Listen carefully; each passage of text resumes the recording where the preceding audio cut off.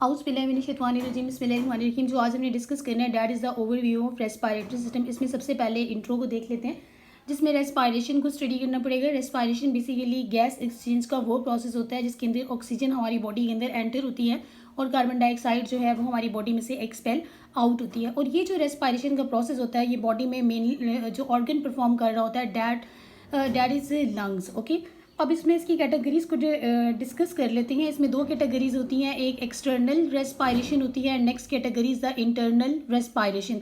अब इन दोनों के अंदर मेन डिफरेंस देख लेते हैं। पहले इनमें सेम क्या है कि इनमें गैस एक्सचेंज होना है, ऑक्सीजन इन होनी है और कार्बन डाइऑक्साइड आउट होना है। अब इसमें डिफरेंस देख लेते हैं।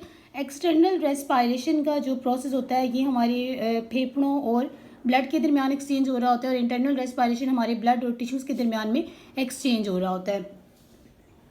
इस पूरे प्रोसेस के अंदर फेजेस होती हैं। इस फेजेस में जो फर्स्ट फेज आती है डैट इज़ इंस्पायरेशन, इसको इनहेलेशन भी कहते हैं।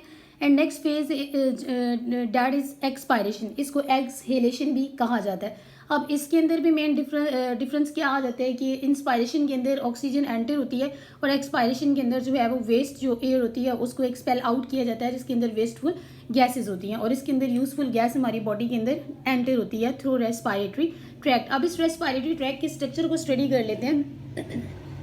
रेस्पिरेटरी ट्रैक्ट के अंदर यहाँ पे देखें ये इसके अंदर जो है ये नोज का स्ट्रक्चर है, फिर उसके बाद आगे इसमें डिफरेंट इसके पार्ट्स होते हैं कि एयर जो होती है वो इन टू एंड आउट मूव करती है रेस्पिरेटरी ट्रैक के थ्रू, जिसमें नोज आ जाती है, फिर फेरिंग्स आ जाता है इस पोर्शन के अंदर, और फेरिंग्स के बाद लेरिंग्स में trachea bronchi and trachea bronchi यहाँ पे अंदर एंटर होते हैं। और ये जो आपको नज़र आ रहे हैं ये लंग्स होते हैं, फेफड़े होते हैं।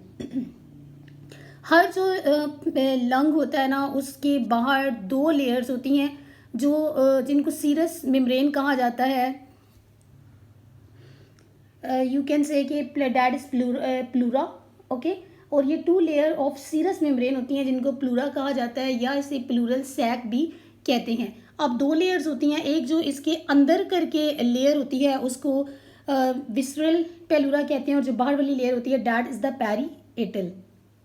इन दोनों के दरमियान में जो फ्लूइड होता है उसको इंटर प्लूरल फ्लूइड कहते हैं, और जिस कैविटी के अंदर होता है that is the pleural cavity. और ये जो इसके अंदर फ्लूइड मौजूद होता है ये प्लूरा की विस्लर लेयर रिलीज करती है इसको।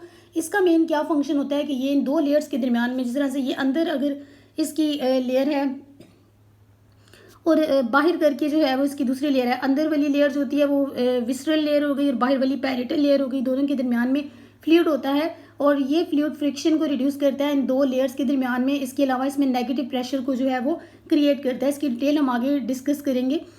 इस प्लूरल कैविटी के अंदर मतलब यहाँ पे बाहर करके जो मेम्ब्रेन टच कर रही है, यहाँ पे मैंने शो नहीं किया डायग्राम में, यहाँ पे अंदर एक और मेम्ब्रेन जो है वो टच कर रही है। ये देखें सिंपल वे में अगर आप देखें ना कि ये इसके बाहर एक मेम्ब्रेन है, ठीक है, that is the parietal membrane, और ये अंदर वाली जो मेम्ब्रेन होती है विस्ट्रल। अब ये दरमियान में जो आपको नज़र आ रहा है डैट इज़ द कैविटी, ये जो गैप इसके अंदर क्रिएट हो गया। तो ये जो गैप होता है यहाँ पे फ्लूइड होता है जो इन दो लेयर्स के दरमियान में फ्रिक्शन को रिड्यूस कर रहा होता है और नेगेटिव प्रेशर जो है वो यहाँ पे क्रिएट हो रहा होता है। इस कैविटी के अंदर अगर जो है अकोमुलेशन हो गई है, सपोज अगर एयर की हो गई है तो उसको हम न्यूमोथोरैक्स कहेंगे। अगर वाटर अकोमुलेट हो गया डैट इज़ द हाइड्रोथोरैक्स।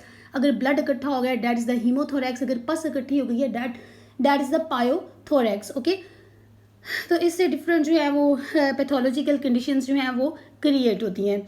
अब यहाँ पे ये जो आपको नज़र आ रहा है ट्रैकिया, इसकी आगे डिवीजन कैसे होती है यहाँ देखें।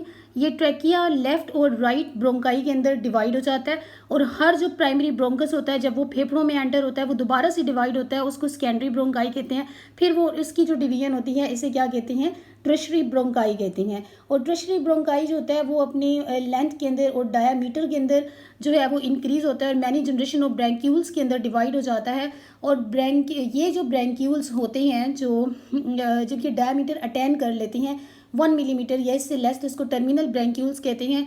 और ये फिर रेस्पिरेटरी ब्रैंक्यूल्स के अंदर डिवाइड होकर कन्वर्ट हो जाते हैं और वहाँ पे इनका डायमीटर जो है वो 0.5 मिलीमीटर हो जाता है, ठीक है। फिर आगे इसके बाद alveolar duct, alveolar sac and alveoli that is the functional and structural unit of lungs. ये जो हमारे रेस्पिरेटरी ट्रैक्ट होता है इसके अंदर दो पोर्शन आ जाते हैं, एक अपर रेस्पिरेटरी ट्रैक्ट होता है। इसमें कौन कौन से स्ट्रक्चर्स होते हैं, इसमें हमारे ये नोज़ होती है, यहाँ पे वॉइस बॉक्स होता है जिसको लेरिंग्स कहते हैं, और इसके अंदर वोकल कॉर्ड्स होते हैं। तो ये अपर रेस्पिरेटरी ट्रैक को बना रहा होता है, और लोअर रेस्पिरेटरी ट्रैक के अंदर ये ट्रैकिया का पोर्शन आ जाता है। फिर आगे ब्रोंकाई जो डिवाइड होते हैं इसके अंदर, वो ब्रोंकाई आ जाते हैं, और ये जो आपको फेफड़े नज़र आ रहे हैं ये लोअर रेस्पिरेटरी ट्रैक के पोर्शन है। ये सारा कुछ जो है वो इसके अंदर आ जाता है। Now next category is the what is respiratory unit. Respiratory unit जो होता है ये क्या होता है, रेस्पिरेटरी यूनिट रेस्पिरेटरी ब्रोंक्यूल से स्टार्ट होता है। यहाँ पे देखिए मैंने डायग्राम में मेंशन किया है, ये रेस्पिरेटरी ब्रोंक्यूल्स हैं, और हर जो रेस्पिरेटरी ब्रोंक्यूल होता है ये डिवाइड हो जाता है रेस्पिरेटरी डक्ट के अंदर। ये जो इसके आगे डक्ट्स मेंशन है इनको रेस्पिरेटरी डक्ट कहते हैं। ओके, ये जो रेस्पिरेटरी डक्ट्स होती हैं ये देखिए यहाँ पे ये क्लस्टर की फॉर्म के अंदर कम्युलेट होकर एक सैक सा क्रिएट कर रही हैं, that is the alveolar sac. और इसके दरमियान में ये जो स्पेस होती है इसको एंट्रम कहते हैं। और एक को अगर देखें तो ये एक अल्वियोलाई है, और यहाँ पे ये क्लस्टर की फॉर्म के अंदर मौजूद है, इनको अल्वियोलाई सैक का नाम दिया जाता है। जो हमारे फेफड़े होते हैं इसके अंदर भी सेल्स मौजूद होते हैं।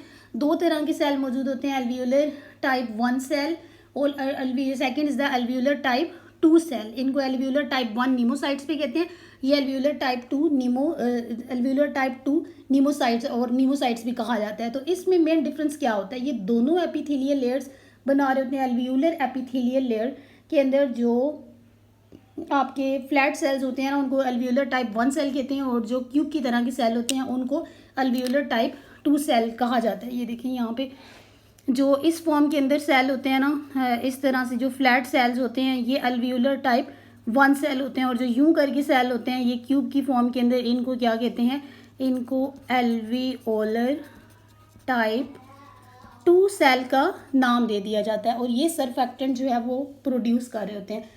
लेकिन इन दोनों के अंदर अमाउंट का भी डिफरेंस होता है। जो अल्वियोलर टाइप 1 सेल होते हैं ये 95% मौजूद होते हैं, और अल्वियोलर टाइप 2 सेल्स होते हैं ये सिर्फ 5% मौजूद होते हैं।